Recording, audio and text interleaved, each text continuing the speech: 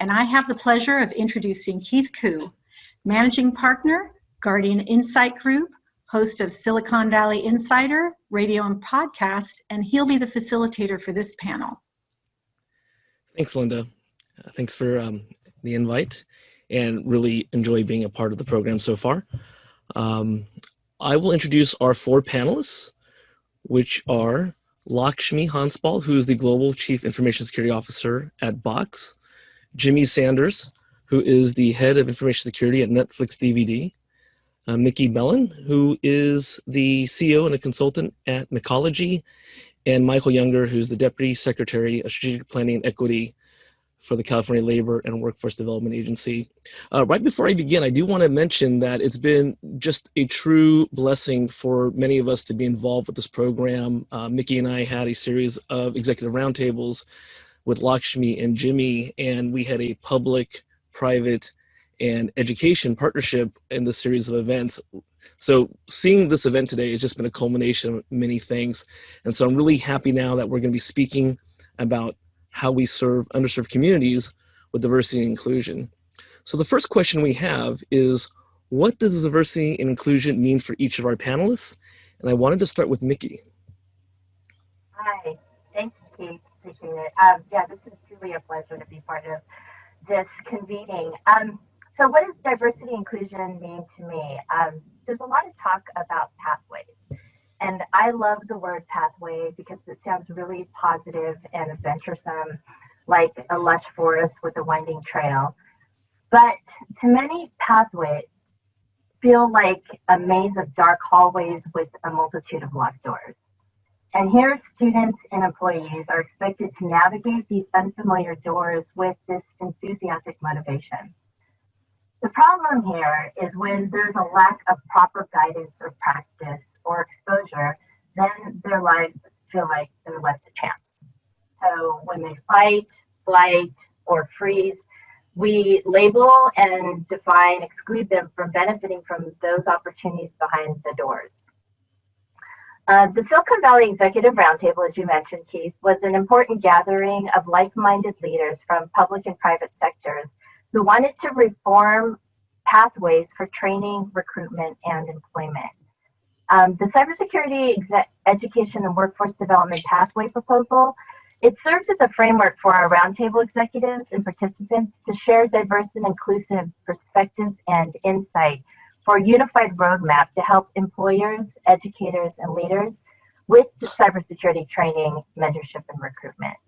And then what we discovered was transformative. We realized that here were both sides wanting the same outcome, and by working together, we were able to identify the missing gaps, then gain the understanding, and then contribute our own expertise to support this initiative. So here, both industry and education were working together to define a healthy and productive cybersecurity education workforce and career development pipeline to assist students and future employees for the next 10 years. So diversity and inclusion will work only if we participate, advocate, and lead. Like parenting, we can't expect our children to raise themselves. We need to help students and employees by connecting, mentoring, and opening doors. So Keith, addressing the question, what does diversity and inclusion mean to me? Diversity is appreciating differences as opportunities to learn and challenging our beliefs. Inclusion is knowing the color of our lens and enabling the lens of others so we can innovate a grander perspective and insight. Diversity and inclusion means helping others truly belong. Thank you. Thanks a lot, Mickey, and I thank you for all the work you've done on the Executive Roundtable. Lakshmi, what does diversity and inclusion mean to you? Thank you, Keith, and thank you everyone for this opportunity. The lens that I put on diversity and inclusion is one of environmental, social, and governance criteria for our organizations. ESG, as it's called, is just a set of standards for a company's operation that socially conscious investors also look to screen before potentially investing. So when you think about as ESG criteria as an increasing way in which we are seen in our communities, with our employees, with prospects, whether they are customers or future employees, I think it's an important lens to put in it, especially when we think about in the field of cybersecurity. Digital security and privacy are about trust and transparency. So making D&I, diversity and inclusion, as part of our ESG operating excellence of an organization, I believe creates that sustained geared wheel that can continue to operate frictionlessly in this environment. Thanks a lot, Shmi. I love how you made the connection between our business is already about trust and transparency. So opening the doors for diversity and inclusion and underserved communities makes all the sense in the world. Jimmy, you're up next. Hello, and thank you, Keith. And for me, diversity and inclusion combines two aspects, because you have your professional instance where you're trying to practice diversity and inclusion, but you also have a social aspect. And in this scenario, they both collide. And what I mean by that is that you may find people who are in positions that are hungry and want to get into the field, but they don't have the pathways to do that. And so what I try to do, and what for me diversity and inclusion is reaching out to your network, reaching out to underprivileged people and providing them with access and opportunity, but also making sure that you're not hand-holding or giving it to them. They have to learn how to fish themselves, but you providing them the tools and the manual on how to fish, and you let them empower themselves. And that goes past race, creed, anything, but you also have to take into understanding that some classes of people are more disadvantaged than others. So that's what diversity and inclusion means to me. Now, those are excellent points, Jimmy, that we really want to enable tools. That's what I really enjoy about the apprenticeship program, is it doesn't matter if you have a 4-year degree, you have the ability to take advantages. You're on an equal playing field with anyone else. And there's a lot of things that companies can do to tap into that talent pool. Deputy Michael Younger, thanks again for being with our panel. You have a really great perspective on this in your role with strategic planning and equity. What is your view on diversity and inclusion? Yes, thank you, Keith, and thank you so much to my co-panelists who've really shed great light on the topic of diversity and inclusion.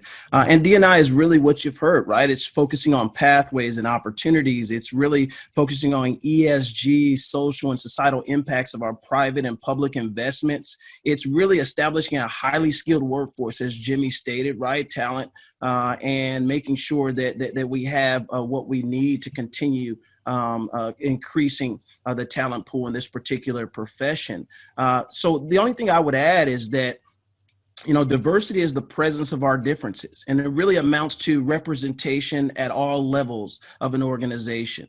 Inclusion is an aspiration to ensure everyone feels accepted and valued, and this amounts to access and opportunity. For example, although minority representation within the cybersecurity profession is slightly higher than the overall U.S. minority workforce, there is a disproportionate amount of representation of racial and ethnic minorities in non-management positions in the cybersecurity profession. So I think in order to fully grasp the importance of diversity and inclusion, I think one must also include the third prong, which is equity, right? Whether it be racial equity or pay equity, it's really an important aspect and really what completes that conversation: diversity, equity, and inclusion.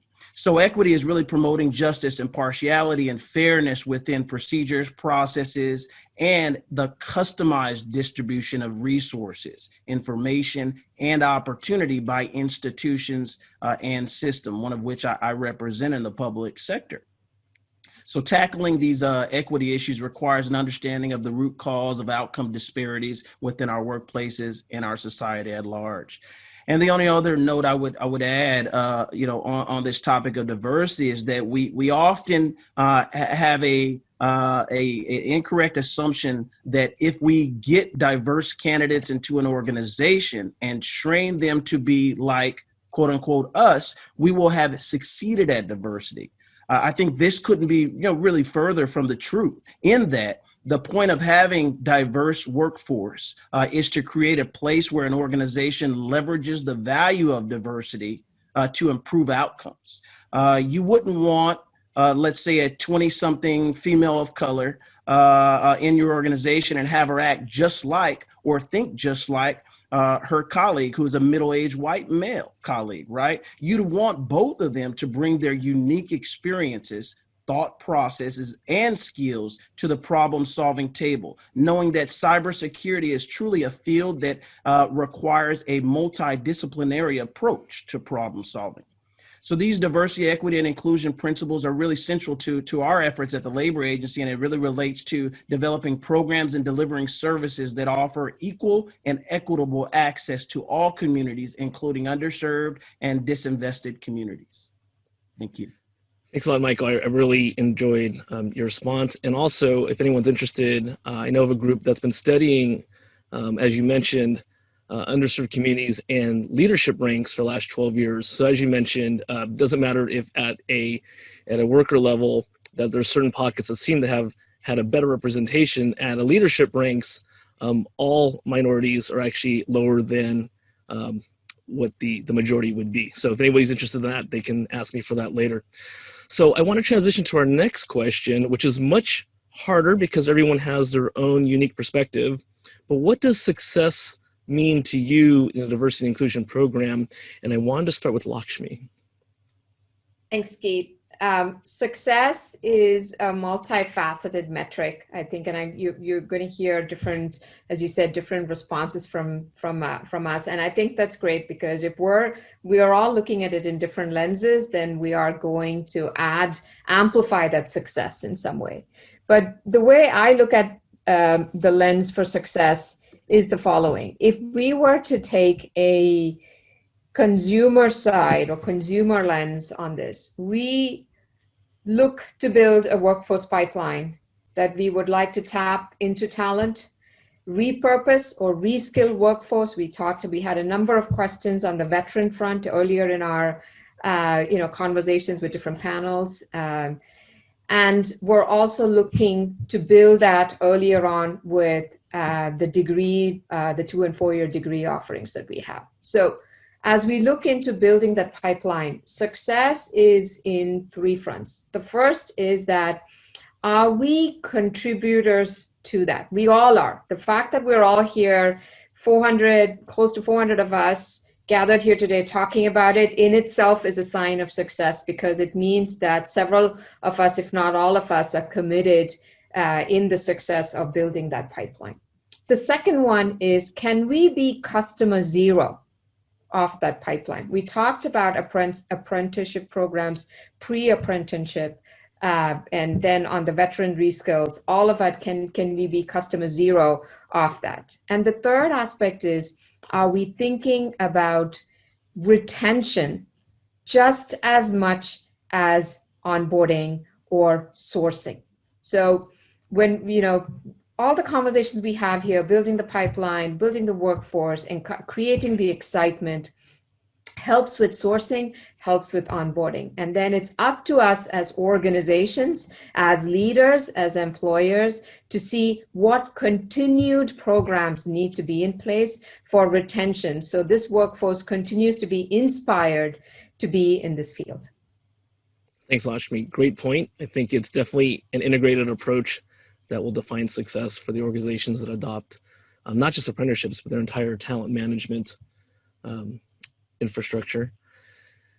Jimmy, what's your perspective? What do you define success? Well, honestly, success to me is the panelists on this panel right now. It's a diverse panel, and hopefully we were picked based on our merits and also because we come from diverse backgrounds.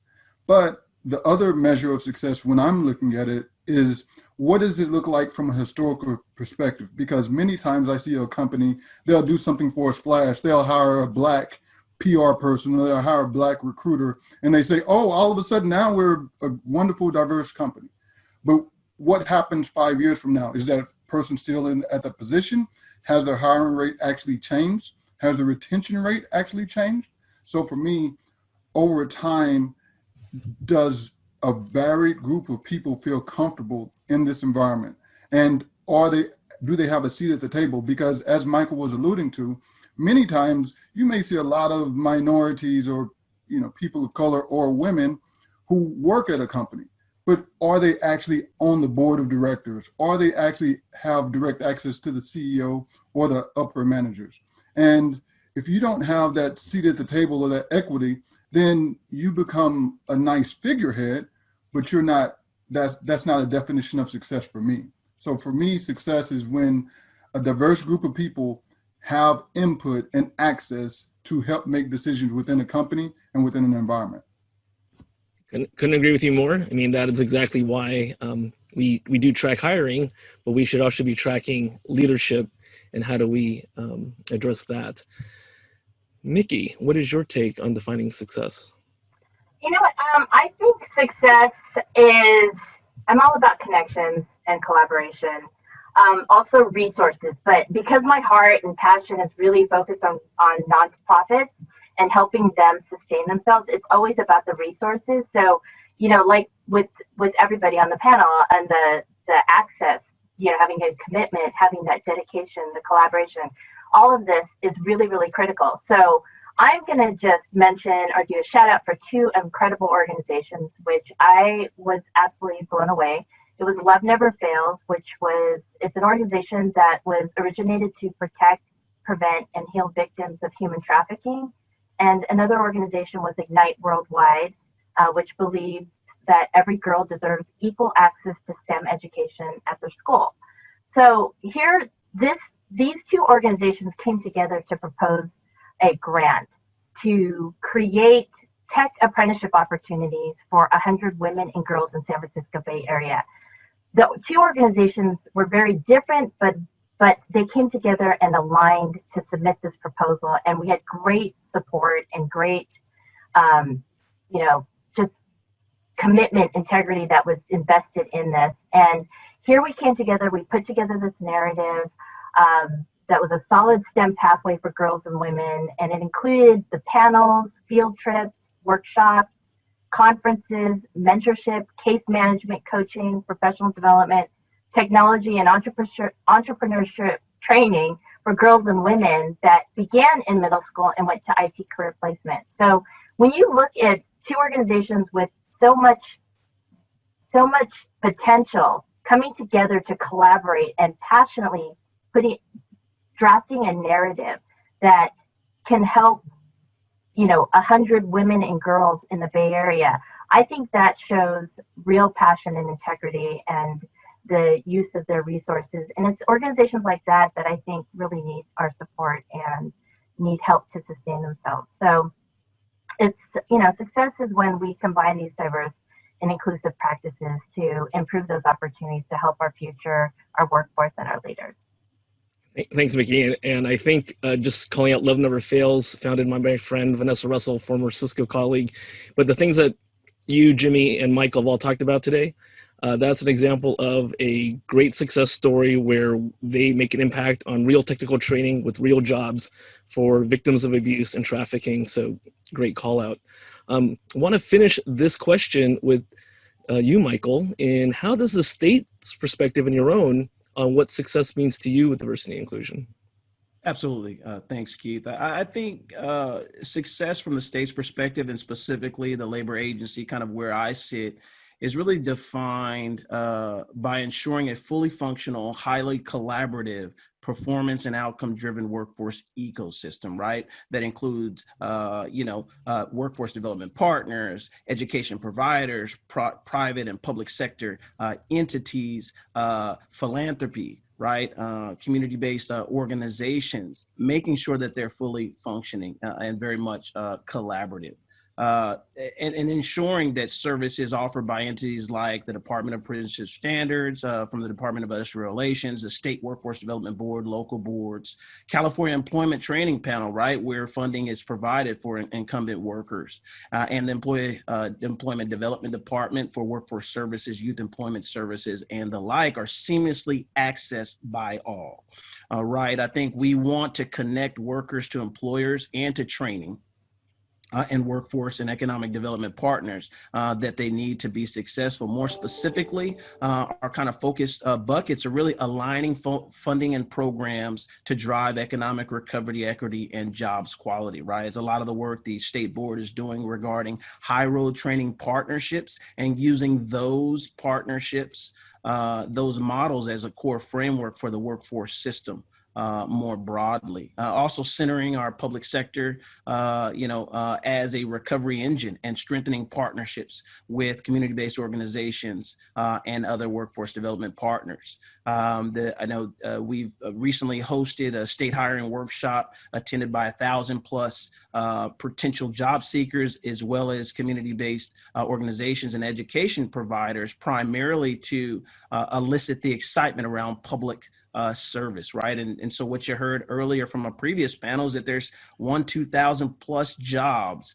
in the IT realm in the public sector, right? How can we better advertise and bring those jobs to communities that have a great deal of lived experience, passion, and drive to move that forward. Also, we're initiating a program called Pathways into State Service, which is a public-private partnership with community-based organizations that serves to prepare these underserved and disinvested communities members the opportunity to enhance their literacy skills, basic skills to obtain entry-level public service jobs, right? So this is a targeted effort to ensure that we're addressing the needs of individuals with high barriers to employment for careers that are absolutely in demand, inclusive of the ones we've discussed today. In addition, infusing equity and job quality into our private sector employment engagement strategy, right? We want to continue to infuse with our employer partners that high road concept. And many of the high road employers are actually here on this panel. So we're very grateful for them. And so it's lifting those employer partners up in terms of how they address both job quality and equity moving forward more broadly. And then deep in our regional focus, we know that throughout California, there are a lot of pockets of very underserved communities as well, Inland Empire, Central Valley, Fresno, and others. And we want to utilize those examples to bring forward and continue to permeate the equity goals that we want to drive. And then finally, driving apprenticeship strategy, right? This is one use case, California's cybersecurity apprenticeship program, but to increase the numbers and sectors in an innovative way that supports the cybersecurity program and any and all apprenticeship programs moving forward. So those are kind of some buckets that we're really looking forward to over this next year to really partner with each of you and prospective future workers as well as employers. So grateful for that time. All right, well, thank you very much, Michael. And I want to close off this panel with just saying, as a lifelong resident and native of California, I'm just very pleased with all the work that the public, private, and education sectors are doing in this program. I want to once again thank my panelists, Lakshmi Hansbal, Global CISO of Box, Jimmy Sanders, Head of Information Security at Netflix DVD, Mickey Bellin of Mycology, and Michael Younger, Deputy Secretary. And before I end, I do want to turn it back over to Kelly Mackey and Keith Clement. And I also want to thank them and the team for the wonderful job they've done today. So let's give them a hand. All right, thank you. Thank you so much. Thank you so much, Keith. Thank you so much, panelists. That was amazing and inspiring. I know that I have a question or two in the Q&A that I wanted to get to, but Mickey, can you provide or help attendees gain connection with Love Never Fails? Oh, absolutely, absolutely. And my life's work is about meeting and knowing what organizations are doing to help our community. So, Love Never Fails, Ignite Worldwide, these are two incredible organizations. There are so many others, and really it's about collaboration and really empowering their constituents with those opportunities, because if we all come together, we can create these pathways that are working simultaneously to others, and that's how we're really going to make that impact long term. Yes, and I often hear folks talking about ways to engage with diversity and inclusivity, and to me, it really often goes back to the need for them to work with not-for-profits and engage in community and neighborhood organizations. So I hope that folks are able to reach out and make connections. So out of the Q&A from Cesar Gamez, he asks, how do you ensure equity, but also impartiality to help job seekers land the roles they desire based on their skills and effort and not just the race, ethnicity, background? So Keith, would you like to direct that? I know Lakshmi and Michael would both be wonderful candidates for the job. I see Lakshmi, you're unmuted. Thanks, Keith. Yes, I'm being very careful with my mute button. So, I think it starts from the beginning, and there was a question observation for us on that. It starts with the job description. How do we make the job description in a way that it feels inclusive, and two, supportive of reskill and retraining or development and all that is needed, and with an idea that you don't have to check all the boxes that that the job description comes from. So I think that the answer to that question, step 0 or step 1, is about how do we create those job descriptions with our people operations, with our hiring managers, with a lens on ESG and everything that we spoke about here, right? It starts there. And then it follows through with the sourcing process, with the interview panelists that you would put together for this candidate to meet, and having the conversations with the candidate on what are their thoughts, what are their expectations on D&I, on equity, on unbiased selection, whatever they may be. But because I think it's important to understand where they're coming from too. Perfect. Thank you so much, Lakshmi. So Michael, can you give us some strategies for local and state governments to keep in mind when thinking of diversity and inclusion and opening up their workforce? Absolutely. Thank you, Keith. And really appreciate Lakshmi's commentary. I would second that as it relates to job postings and being very clear that unconscious bias and implicit bias lives within all of us, right? And so I think how we draft our duty statements and how we kind of map out how we're going to recruit is a very important kind of first step as well. And to take into account that when we're actually looking for and establishing out competencies for the jobs, that we're being broad, knowing that the job requires a certain level of skills, but then some skills can be taught also on the job, and being very amenable to those opportunities. The second thing that I'd say specific to diversity and inclusion is that when we talk about not being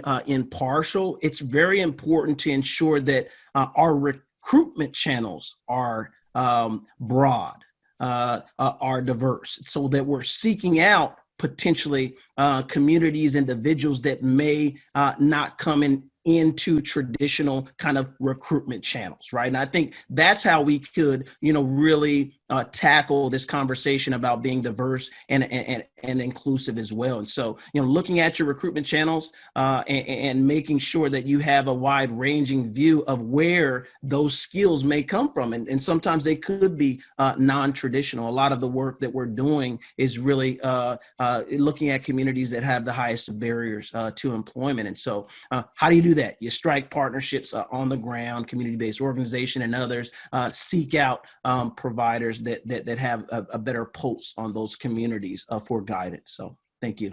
Perfect. Thank you, Michael. And Jimmy, are you hanging around? I see. Are you? Yeah, I'm still here. And for me, howdy. Yeah. So we were talking about hiring and selection and diversity and inclusion. Can you talk about retention strategies and how to keep folks on the team for the long term? Do you have any guidance and insight for us? Yeah, so I have two perspectives on retention. Of you retain the people as long as their career is aligning with their goals and the company's goals that they happen to work with. Once, one of the things that I hope to always have is to have somebody who progresses further than my pathway can guide them within the company, and then they join a better company or they get a better job that happens to be available for their skill set. To me, that is a great thing of retention. And so what you try to do is you always need to understand where that person, where that employee happens to be coming from, and where do they think they want to go. Because one of the things that always happens or happens often, because I don't want to over broadly, is new people in security, the first thing they want to do is be red teamers, hackers, the thing they see on TV. They don't, many times they don't understand the vast ocean of security jobs that are available. So I work with them to let them know the different pathways that are available. Once that's established, then we work on the goals on how you meet those criteria. And the thing that I've seen the most employees are happy with is that when they have expectations that are not fictional and they're very tangible. So you make sure that there are numbers such as you can pass this type of certification, or you can handle handle this amount of logs a day, or something that's number based instead of you do a good job. Good job is so subjective. So ensuring that things are tangible, and when that employee outperforms his or her job, they don't stay in that job. And if you can't keep them at the job at their current employment, then you work with them to get them a better job, because 5 or 10 years later, you may actually be working for them. So that's how I would answer that question. It's key. It's key. Thank you so much for your insight, Jimmy. Very useful strategies. And Keith, I wanted to thank you for hosting Kelly Mackey and I on your Silicon Valley Insider radio show recently. I actually had the opportunity this weekend to listen in on a variety of your radio shows. Thought very highly of it. I really appreciate the one that you did about assisted care living. I thought that was a very meaningful conversation that you had. So I just wanted to say kudos to you and your colleagues and producers at Silicon Valley Insider, and great for having everybody here today.